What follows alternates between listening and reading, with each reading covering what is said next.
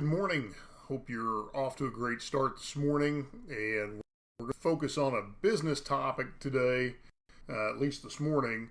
This is by request from my friend Jeremy McTaggart. His question was essentially if you are positioned well in the marketplace and you got technology at your disposal so you can work from anywhere, what are the things you would be doing to accelerate your business?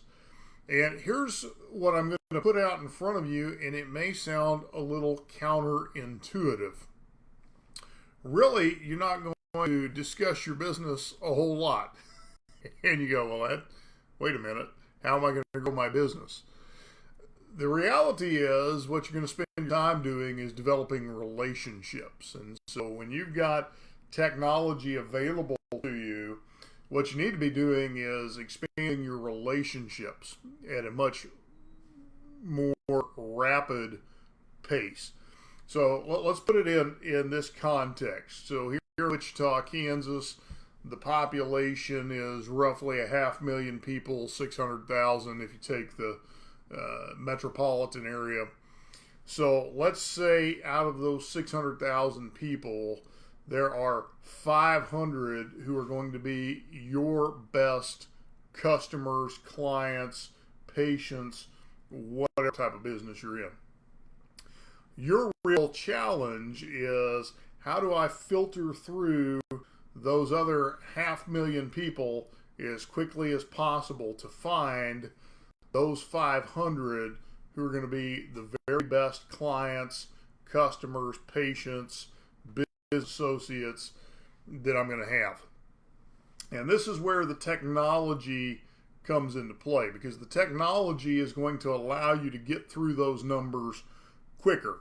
So in an old school cold market prospecting world, what we do is, how many cold calls can I make per day? So when I was a financial advisor back in the 90s, before you had a do not call list, you smiled and dialed every day. So how many cold calls was I going to make? So the first hour of my day was smiling and dialing for dollars. Hey, my name's Carl. I'm a local financial advisor. Great things are happening in the market. Can I set up a time to visit with you about some of the opportunities available, right? No. Click next. And so that was the way of doing it. Well, then, We've created groups that speed that process up a little bit. So B&I groups, lead groups, other marketing groups. Hey, let's get together. Everybody do an elevator pitch. Everybody agree to make referrals.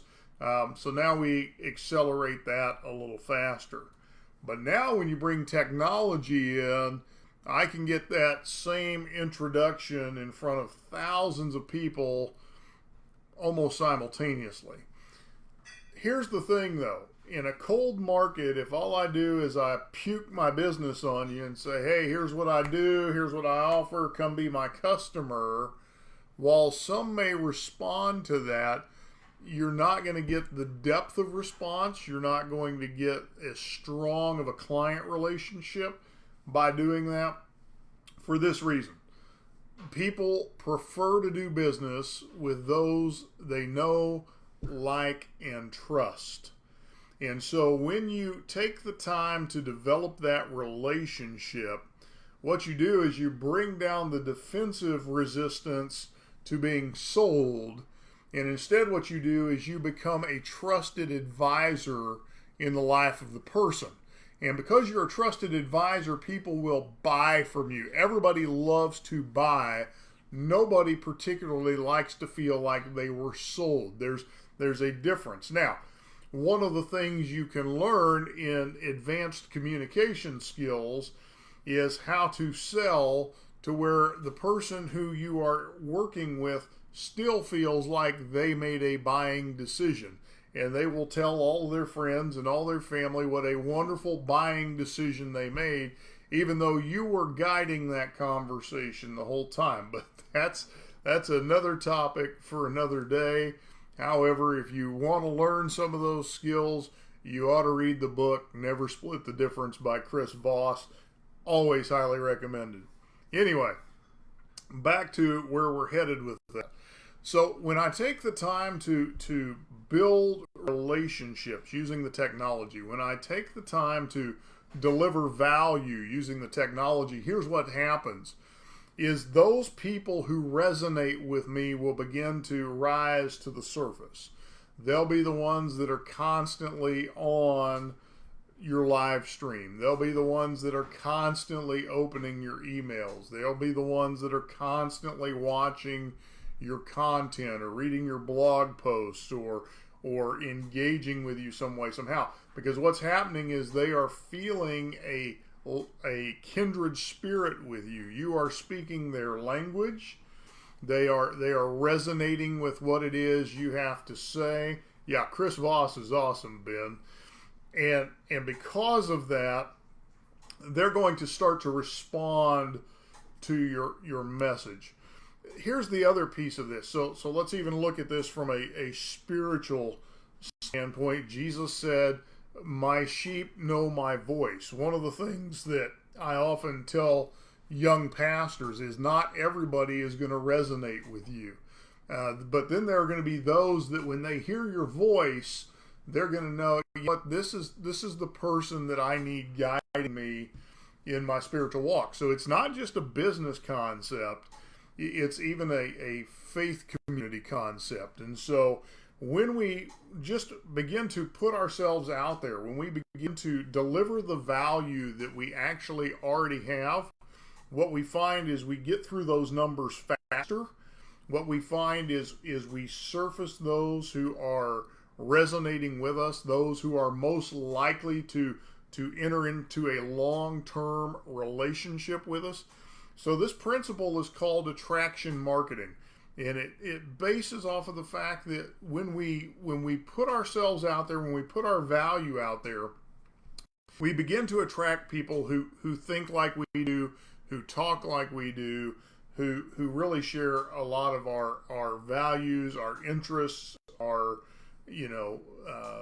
cultural experiences. And that's what we're trying to really accomplish with the technology. The technology can be used, if you use it inappropriately, what you're going to do is you're just going to burn out your audience, because all you do is you keep slamming them with your business. And so if all they ever hear about is your business, they're going to tune you out. But if you begin to speak to their heart, if you begin to speak to the things that are of greatest concern to them, if you begin to speak to the things that really stir their emotions, that's where you're going to have the greatest success. Remember, people make buying decisions based on emotion, and then they support that buying decision with logic. But they really decide to make that purchase on how they feel. How do I feel about that? How do I feel about you as the person who's presenting this to me? Thanks, Carrie. Have a great day too. Be blessed. And so the thing that is so critical is that we want people to hear our heart. We want them to know that we have their best interest in heart, that I would invest in you whether you're my customer or not. And that's what we want people to see. Sometimes we find that we struggle with a poverty mentality, a lacking mentality, that there's just not enough to go around, and if I don't just constantly barrage people with my business, I'm just not going to get anywhere. And that's not really the way it works. What we have to do is it's kind of a dance. We have to dance with our audience and figure out who really our dance partners need to be. The worst thing I can imagine for an entrepreneur is to build a business full of people that drive you nuts. If you're going to do that, then just go to work at a regular job where they pick your coworkers, and what you get is what you get. But as an entrepreneur, you don't have to do that. You can figure out, these are the types of people I want to work with. These are the kinds of people I want to spend all my time with. And you begin to develop your message to draw out that audience. So just a quick thought for you there. Thanks for the comments, Ben and Carrie. And if you've got other comments, questions, leave those. Actually, the post before this one, I'm looking for more topics to cover, so feel free to throw some topics down for me, And I'll talk to you later this afternoon, and we'll figure out what we're going to talk about when we go live then. Have a great day.